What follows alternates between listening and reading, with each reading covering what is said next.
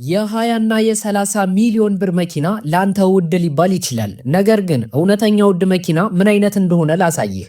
እነዚህ አዲስ አበባን ያጥለቀለቁ የባለጸጎች መጫወቻዎች ናቸው። አምስተኛ ደረጃ ላይ የተቀመጠው ሬንጅ ሮቨር አውቶግራፊ ነው።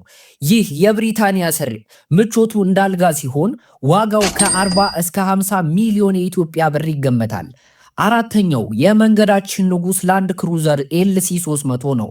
ይህ መኪና በኢትዮጵያ ባለሀብቶች ዘንድ ተወዳጅ ሲሆን አሁን ባለው የገበያ ዋጋ ከ60 ሚሊዮን ብር በላይ ይገመታል።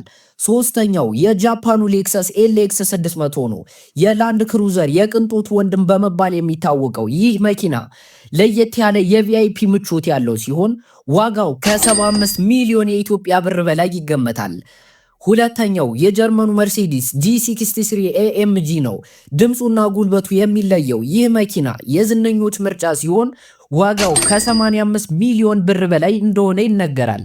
አንደኛውና የቅንጦት ጣራ የሆነው መርሴዲስ ሚባህ GLS 600 ነው።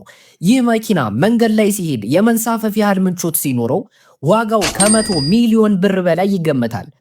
ታዲያ እነዚህ የቅንጦት መኪኖች መንዳት ብትችሉ የትኛውን ትመርጣላችሁ? ኮሜንት ላይ ያሳውቁን። ለግዢና ሽያጭ አምባካርስን ይቀላቀሉ። ሊንኩ ባዮ ላይ አለ።